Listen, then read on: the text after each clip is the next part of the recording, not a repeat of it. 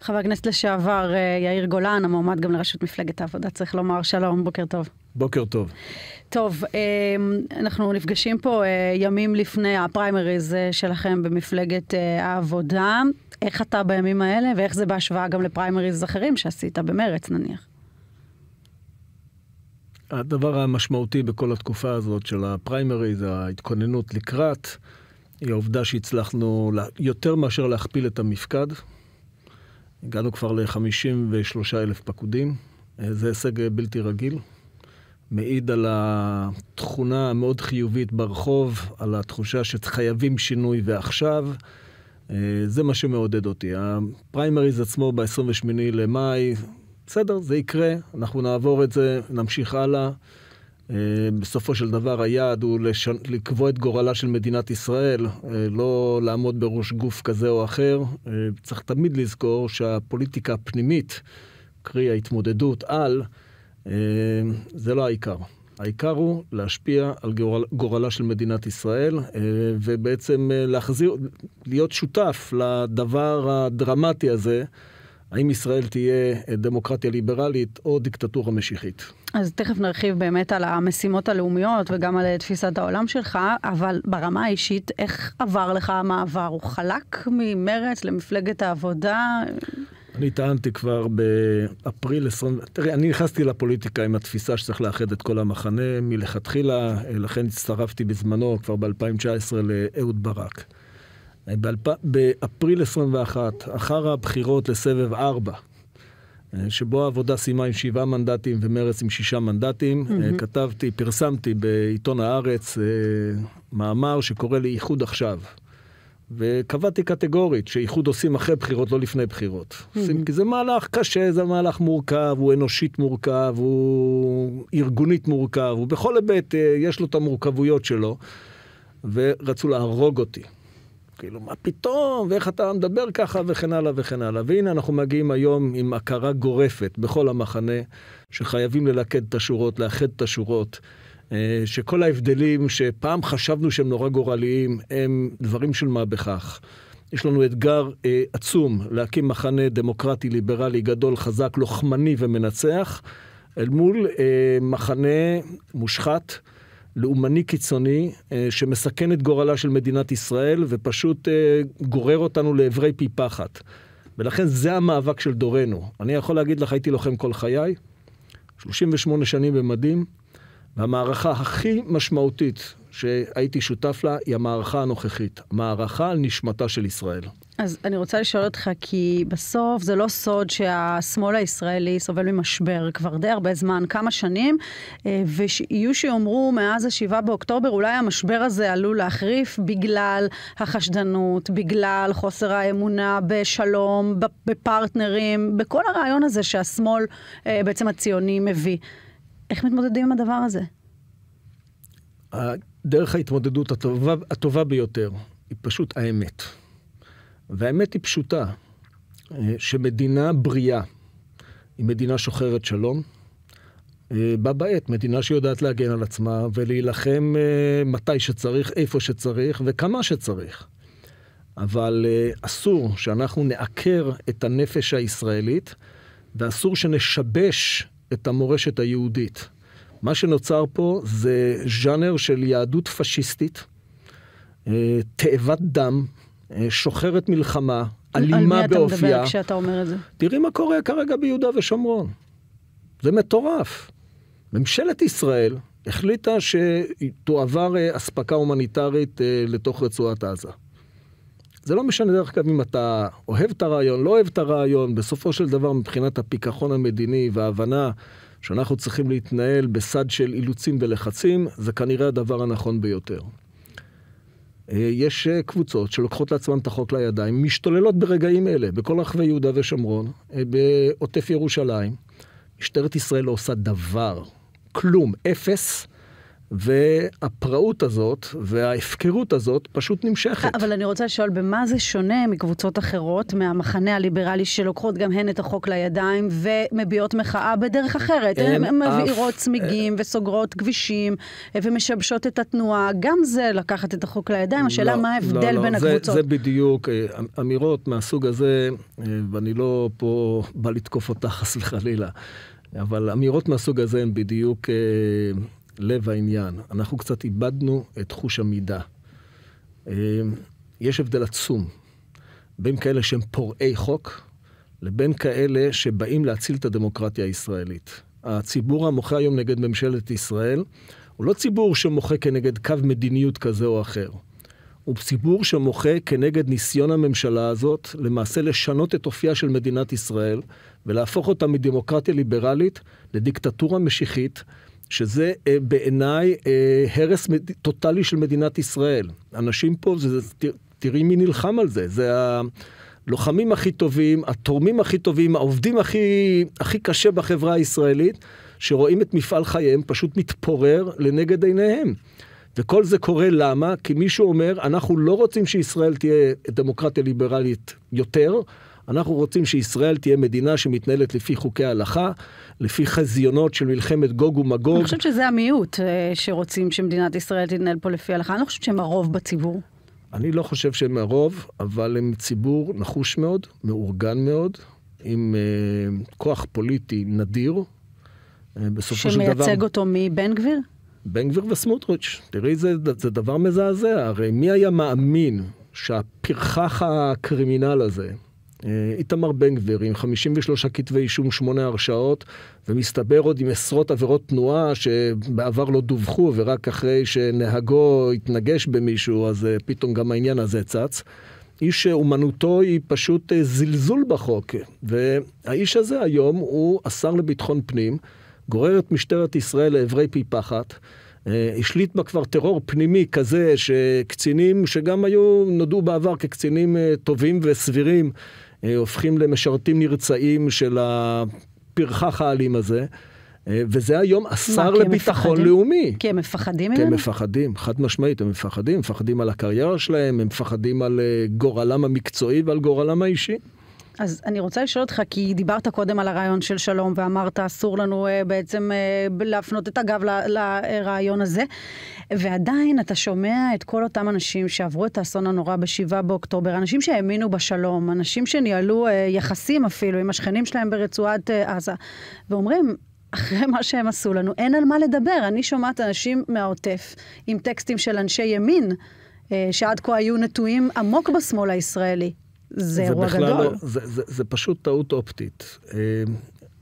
היותך אדם שוחר שלום, אין המשמעות היא שאתה נותן אמון עיוור באויב שלך, והיותך אדם שוחר שלום, אין המשמעות היא שאתה לא נכון להילחם על ביטחון עמך וביטחון מדינתך. זה באמת, זה מין... הייתי אומר קונספציה שהיא חלק מהתוצרים של מכונת הרעל הביביסטית והימנית בכלל. אין לנו ברירה, אלא מצד אחד להילחם כנגד אויבינו שלא ניתן להתפייס איתם, ומן הצד השני לחפש כל העת שותפים שאיתם נוכל להתקדם בדרך השלום. עכשיו בל נשכח, השלום עם מצרים, השלום עם ירדן, אלה נכסים אדירים של מדינת ישראל. אני בכלל לא מנסה, את יודעת, אפילו קשה לדמיין מה היה קורה במדינת ישראל, לו מצרים וירדן היו נשארות במעגל העימות. מה זה היה עושה ליום יום שלנו, מבחינת תקציבית, מבחינת גודל הצבא, מבחינת היכולת לקיים פה חיים נורמליים. כל זה היה יכול להיות לגמרי אחרת. השלום הוא נכס פשוט בלתי רגיל, שדרך אגב אפשר את כל הפריחה הכלכלית של שנות ה-90 והאלף השלישי. ולכן אנחנו צריכים לומר מדינה בריאה, מדינה שרוצה בטובת אזרחיה, תמיד מחפשת שלום, ובה בעת יודעת להגן על עצמה. מה שקרה לנו למעשה תחת שלטון נתניהו, זה מצד אחד נטישה מוחלטת של הדרך של צריכה להוביל לאיזשהו הסדר מדיני, לייצוב ולשיכוך הקונפליקטים הפלסטינים, ומצד שני חוסר חוסר יכולת לקבל איזושהי הכרעה אחרת. אני ב-2020 רואיינתי בארץ על ידי רביטך, ואמרתי לה את הדבר הבא, תראי, אם מנתחים באופן קר את ההתנהלות של חמאס, צריך לצאת עכשיו למבצע בעזה ולהשמיד את הזרוע הצבאית של חמאס. אבל אם לא מוכנים לעשות את זה, אז בוא נגיע איתו לאיזושהי הסדרה יציבה. אבל מה אתה היית אומר על נתניהו ב-2020 אם הוא היה עושה את המהלך הזה? האם לא היינו אומרים כולנו משיקולים של הישרדות פוליטית, הוא יוצא להרפתקאות מסוכנות, והוא מבעיר כאן את המזרח התיכון? את יודעת שאני כאיש שמאל ציוני, לקחתי על עצמי אפילו איזשהו סיכון מסוים שאמרתי את מה שאמרתי. אבל לא, אני איש תקיף מאוד ביטחונית, אבל אם אתה לא מוכן ללכת בדרך הביטחונית, אז לך בדרך מדינית. אבל תבחר דרך. נתניהו בחר לעשות לא את זה ולא את זה. פחדנות לשמה. כלומר, אם אז הוא היה יוצא למהלך מהסוג שאמרת, היית מגבה אותו. או לא, או הולך בדרך מדינית. או אומר, תשמע, אני מבין שאני לא רוצה, לא יכול, או אני לא יכול להשיג לגיטימציה פנימית לאיזשהו מהלך צבאי.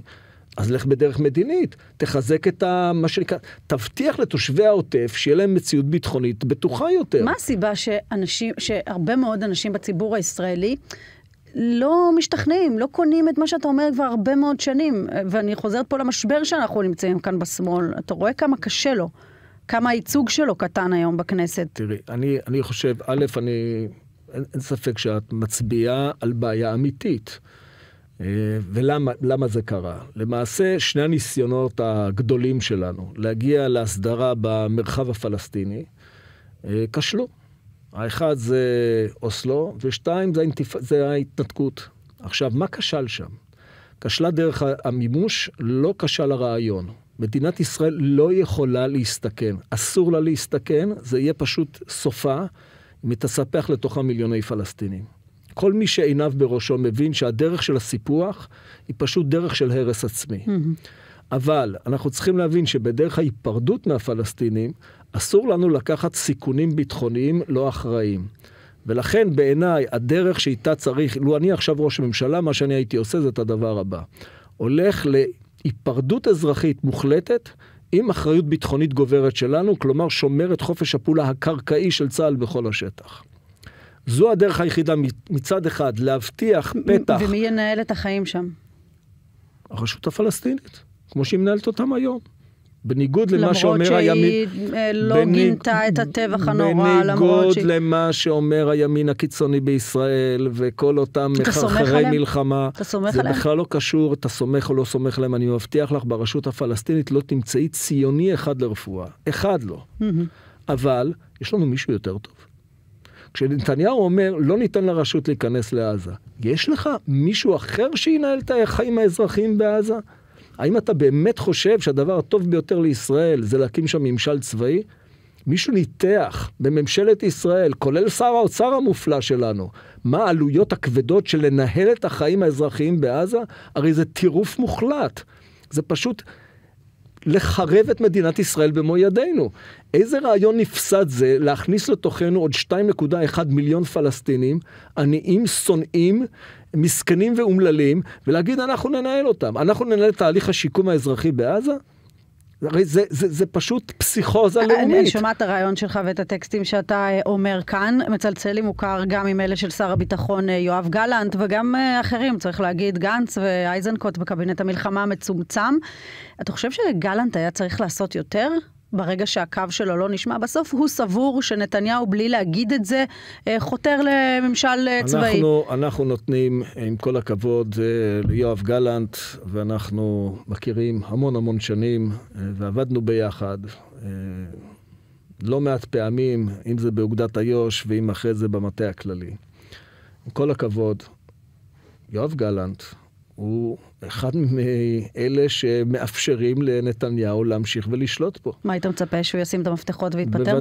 בוודאי. אני חושב שיש לנו היום ראש ממשלה שמסכן את קיומה של מדינת ישראל. ראש ממשלה שבונה את כוחו הפוליטי על ידי שותפות אפלה ומסוכנת, עם גורמים לאומנים קיצוניים שמסכנים את קיומה של מדינת ישראל. מי שלא מאמין, יראה לי מקרה אחד בעולם שבו לאומנים קיצוניים בנו מדינה. אבל אין כזה מקרה, לעומת זאת אני יכול להראות כמה וכמה מקרים, שפע מקרים של אומנים קיצוניים, גזענים ומשיחיים הרסו מדינה, וזה נתניהו. אבל אני רוצה להגיד שהפרישה של גלנט מהממשלה לא תפיל אותה, מצד שני לא תשאיר שם מישהו שיעדוף את כל הדברים שמהם אתה חושש. אנחנו חייבים עכשיו בחלוף 7 חודשים ויותר מתחילת המלחמה. ובמצב שבו ישראל תקועה בלי שום יכולת להתקדם קדימה. ישראל לא מסוגלת להכריע את חמאס, לא מסוגלת לשחרר את החטופים, לא מסוגלת לייצר ברית אזורית כנגד האיום האיראני, לא מסוגלת להחזיר ריבונות בצפונה של מדינת ישראל, ולא מסוגלת לאכוף חוק וסדר ביהודה ושומרון. אם זה לא התפוררות מוחלטת, אז מהי התפוררות מוחלטת? את מבינה שאנחנו היום נמצאים במציאות שבה 2 חבלי ארץ ננטשו לחלוטין. לא היה כביזיון הזה בתולדות המפעל הציוני מעולם. השאלה מה אתה משיג בזה ששר הביטחון מתפטר והממשלה הזו ממשיכה לתפקד? אי אפשר להתחיל את תהליך התיקון, השיקום והריפוי כל עוד הממשלה הזאת מכהנת, ולכן חייבים להפיל אותה. ואני חושב שקודם כל... גנץ ושותפיו צריכים לעוף מהממשלה הזאת, ואני לא מצליח להבין את האולטימטום המגוחך הזה, כאילו יקרה משהו ב8 ליוני. בני גנץ היה מזמן לא צריך להיות בממשלה הזאת. מה הוא השיג מעבר לחודש הראשון, אני פשוט לא מצליח להבין. 0 הישגים.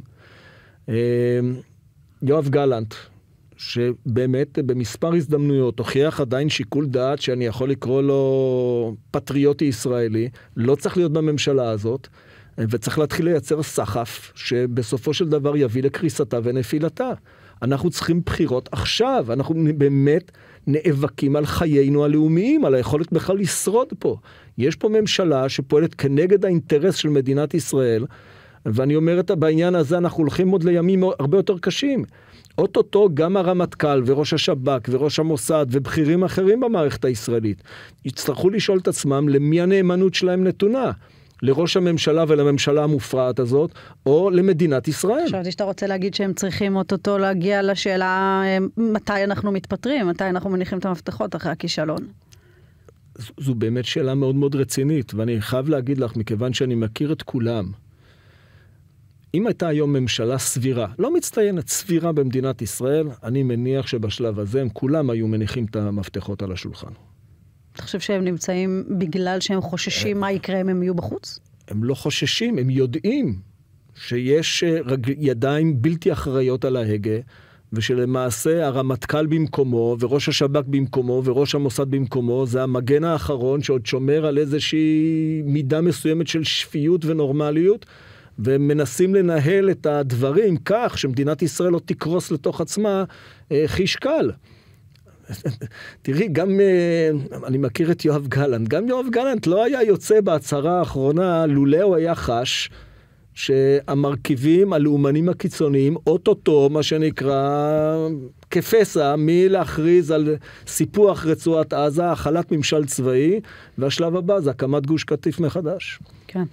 טוב, לקראת ככה הסיום של הפרק הפוליטי, אני רוצה לשאול אותך, כשאתה מדמיין לעצמך בראש את השינוי הגדול הזה, וכמי שמאמין בחיבורים, איך זה אמור להיראות חוץ ממפלגת העבודה ומרץ? יש מקום גם ליש עתיד בתוך הגוש הזה? גוש ליברלי אחד גדול? אני לא יודע. אני יודע דבר אחד, בפוליטיקה אתה מתכנן קודם כל את הצעד הבא. והצעד הוא קודם כל בתוך המחנה שלי לאחד את כולם, להביא פנימה אנשי מחאה, להביא פנימה מאוכזבים מפה ומאוכזבים משם. גם את גיבורי המחאה, נועם טיבון, ישראל זיו, אחרים ש... את כולם. היית רוצה לראות אותם בפוליטיקה? בוודאי. פנית אליהם? אני לא אנקוב בשמות, אבל אני מדבר עם כל מי שרק אפשר לחשוב עליו. אני מנסה לשכנע אנשים להיכנס לתוך הפוליטיקה. מה אתה שומע? יש הרבה אנשים שאומרים לי כן, ויש לא מעט אנשים שאומרים לי, שמע, אני צריך לחשוב על זה. אני אגיד לך משהו. אחד, אדם שאני נורא נורא מעריך, ומאוד הייתי רוצה שיכנס לפוליטיקה, אמר לי לא, אני לא מתאים לזה. יש כאלה שאומרים לי, שמע, זה קשה לי, אני עוד לא יכול לחשוב על עצמי כמי שמתמודד בזירה לא סימפטית הזאת. ויש כאלה שאומרים לי, שמע, אני איתך, אני קופץ למים, שמות נחשוף ברגע שזה יהיה רלוונטי. בוא נחזור רגע לבוקר הנורא הזה, 7 באוקטובר. אתה בכלל יצאת מהחיים הפוליטיים, הלכת לאזרחות שלך, מין שקט כזה שאופייני למי שיוצא החוצה לחיים האזרחיים, ואז בוקר ה-7 באוקטובר, תחזיר אותי ל-6:30 בבוקר. 6:30 בבוקר, אני מתחיל לראות פושאפים בידיעות בטלפון, אני אומר, מה זה לא סביר. אתה לא שומע אזעקה. עדיין. אין אזעקות בראש העין, איפה שאני גר, אין אזעקות עדיין. ואני עושה משהו שהוא באמת בלתי רגיל, אני מעולם לא עושה דבר כזה, אני פותח את הרדיו. מתחיל לשמוע ואני מבין שזה ככה לא נשמע פיגוע.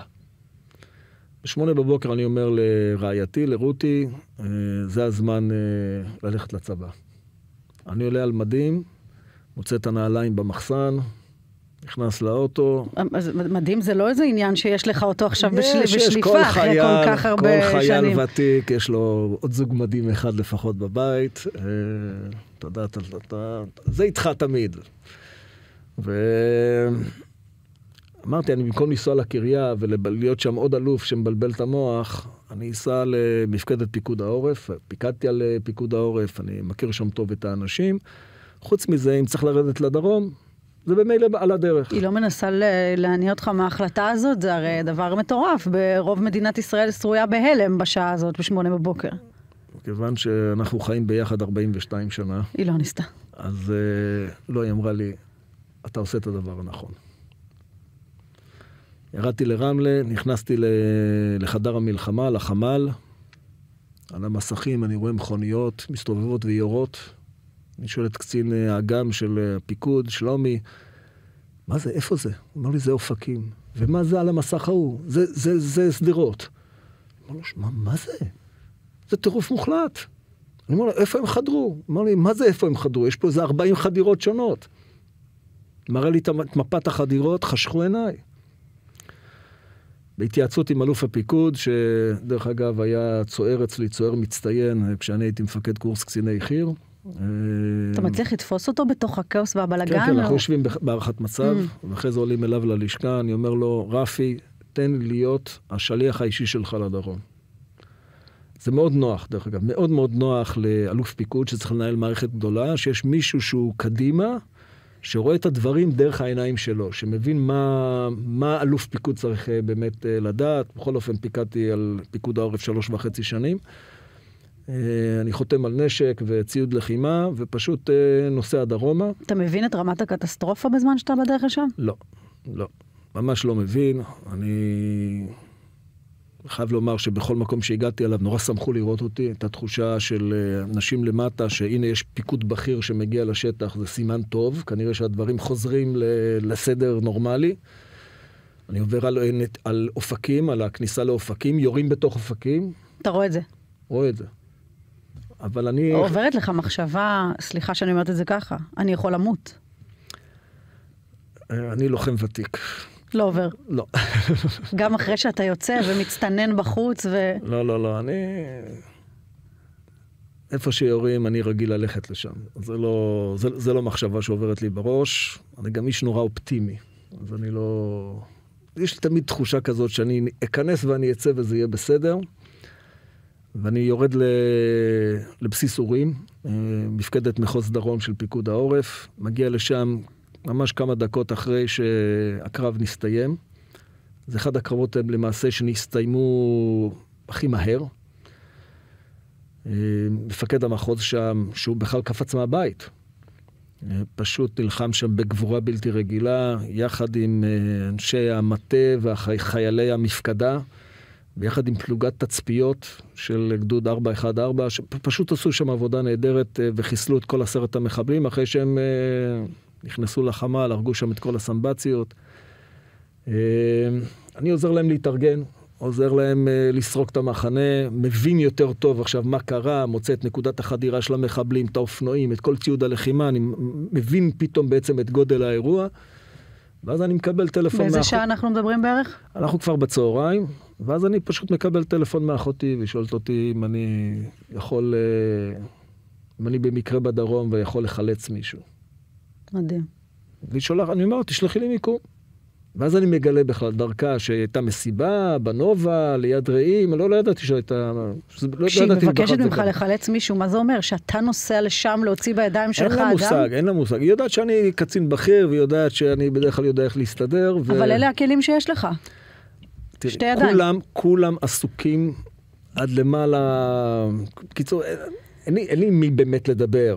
אין כוחות פנויים. כולם או בלחימה, או אחרי לחימה, עוד לפני כניסה ללחימה. אני אומר לעצמי, אני רואה את המיקום, אני מכיר את השטח הזה מעולה, הסתובבתי שם המון. אני אומר, גם אם על הצירים מסוכן, אני מהר מאוד ארד לשבילי האפר, ועשה דרך השדות. מי ימתין לי בשדות? זה נראה לי בלתי סביר. וזה מה שקורה. אני נוסע על הציר, אני מתחיל לראות את זירות הלחימה השונות.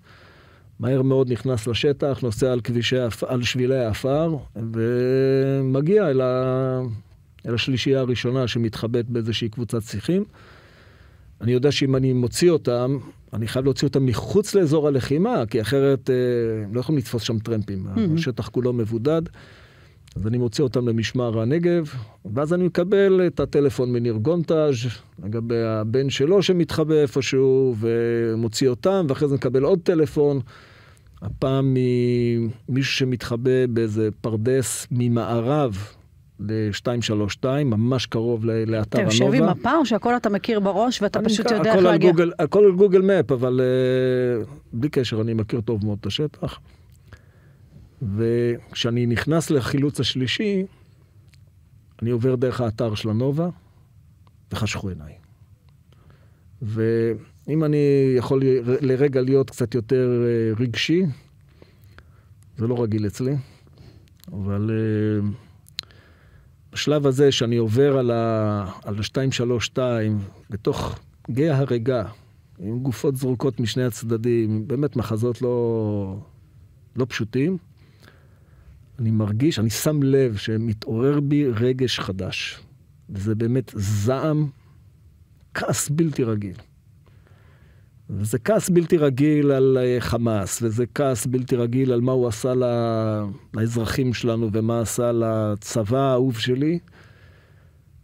אבל זה גם כעס נוראי על הממשלה הזאת, שלוקח אותי עד היום. כי הממשלה הזאת, בטירוף הזה של ההפיכה המשטרית, בהקרנת החולשה הזאת על כל האזור, בפירור החברה הישראלית סתם, באמת סתם. ישראל הייתה יכולה להיות היום עדיין מדינה פורחת, בלי מלחמה, בלי כלום. אבל כשאתה רואה את המראה המזעזע הזה, שאתה אומר, ומתעורר בך כעס בין היתר על הממשלה, יהיו שיגידו, מה, אתה מאשים אותה בזוועה הזאת? כן. מי שגרר אותנו, מי ששידר, תראה, אנחנו חיים באזור נורא מסוכן. זה אחד האזורים המסוכנים בעולם. חד משמעית. אני לא משלה את עצמי. יש לנו פה אויבים שלא ניתן לפייס אותם.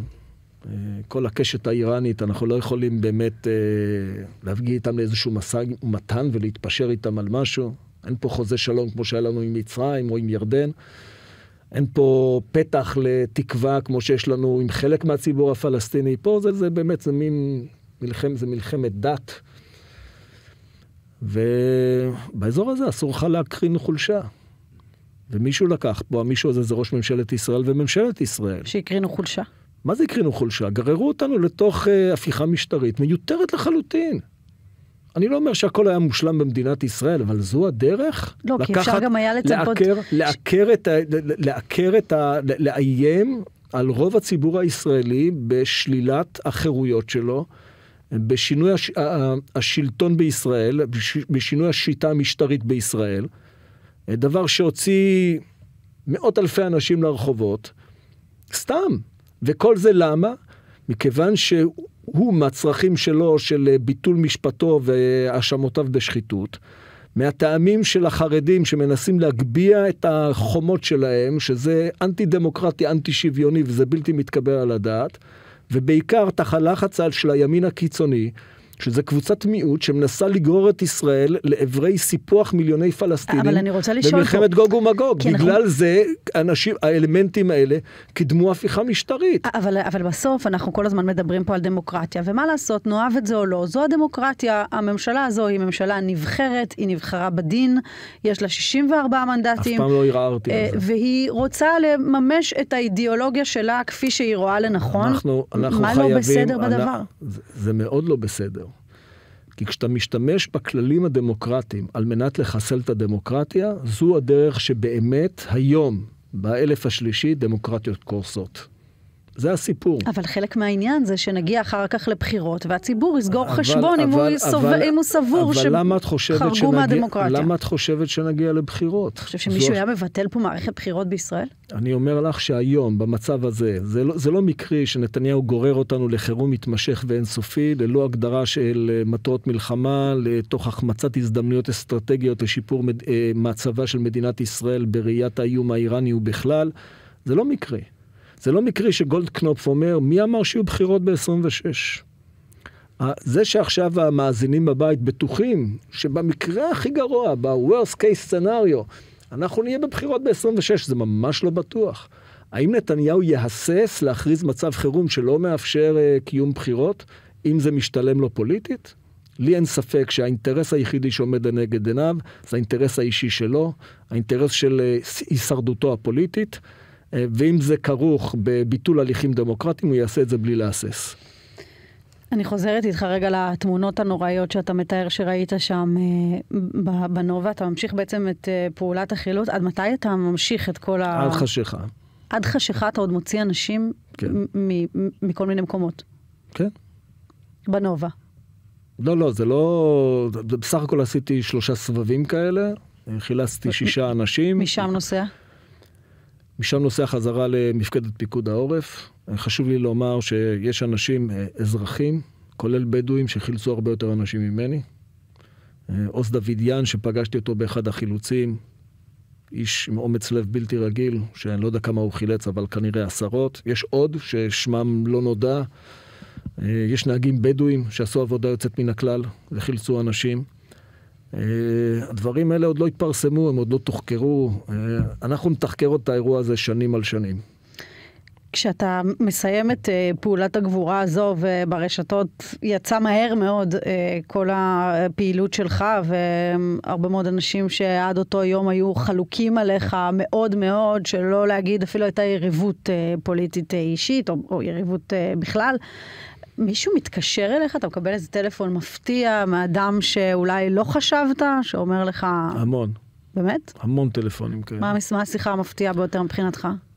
חשבתי עליך ככה וככה, אבל גיליתי... יש דמות אחת שהפתיעה אותך במיוחד שמתקשרת אליך? יש מפגש אחד, שמבחינתי מאוד מאוד ריגש אותי. נכנסתי לכפר עזה. זה היה כבר ביום השלישי כמדומני. זה מביא אותנו ל9 לחודש. אני פוגש שם גדוד מילואימניקים, מתדרך אותם על ההיערכות להגנה, ולאחר מכן כשאני בא אחרי התדריך הזה לצאת החוצה, פוגש אותי מתנדב זקה, חרדי. הוא רואה אותי, הוא נכנס עם האמבולנס, רואה אותי, עוצר את האמבולנס, יורד, 1.90 מטר גובה, באמת בחור גדול, פשוט מחבק אותי ומרים אותי. והוא אומר לי, שמע, חשבתי עליך ככה וככה, אני היום מבין מי האחים שלנו באמת. מבחינתי זה היה מפגש של תקווה. באנו משני קצוות מאוד מאוד שונים, וגילינו שכן, שמה שמאחד אותנו זה הדאגה לחיים, הרצון להציל חיים, והנכונות לעשות מעל ומעבר. ולכן אני חושב שיש פה כוחות נהדרים בעם הזה. אני מסתכל על כל מסכת ההתנדבות המדהימה בעם היהודי בכלל ובקרב אזרחי ישראל. דרך אגב, בקרב אזרחי ישראל לא רק יהודים. באמת, גיליתי פה מקרים בלתי רגילים. אני חושב שזה ממחיש דבר אחד מאוד מאוד ברור. אזרחי ישראל, תחת מנהיגות ראויה, נכון להם עתיד מזהיר. באמת, עתיד מזהיר. יש כוחות אנושיים בלתי רגילים בחברה שלנו. כשאתה מדבר על הכוחות האנושיים האלה ועל הכוח של הביחד שלנו, אפשר לראות את יאיר גולן יושב שוב לצד אביגדור ליברמן, נפתלי בנט, גדעון סער. אני בן אדם מציאותי עם המון כבוד לשיטה הפרלמנטרית דמוקרטית שלנו. ואצלנו השיטה הדמוקרטית היא שיטה של קואליציות. ומי שמחרים את כולם, לעולם לא יהיה בשלטון ולעולם לא ישפיע. לכן מצד אחד אני בא לתוך הפוליטיקה עם אידיאולוגיה מאוד ברורה, אף פעם לא הסתרתי את העמדות שלי, אני מאוד נחרץ וברור. לפעמים ברור ונחרץ מדי, צריך להגיד, כי היו לך גם כל מיני אמירות שקוממו. זה שאנשים התקוממו, ואז היום הם אומרים לי, שמע, צדקת. להגיד למתנחלים תתי אדם נגיד? אני לא אמרתי את זה על המתנחלים, אמרתי את זה על אותם אלה שפרעו בחומש, שאני גם היום חושב שהם פורעים שפלים. אנשים נכנסים לכפר פלסטיני, ופשוט עושים נקמה בגויים, את יודעת, שוברים בתים, גורמים נזק למכוניות, מנצים מצבות, שזה ממש גבורה בלתי רגילה, ותוקים מכות לחפים מפשע. זה אנשים שפלים. למה אנחנו לא מסוגלים להגיד את זה? למה אתם תוקפים אותי? תתקפו את אלה שעשו את זה. הרי זה באמת מעשה בזוי מאין כמותו.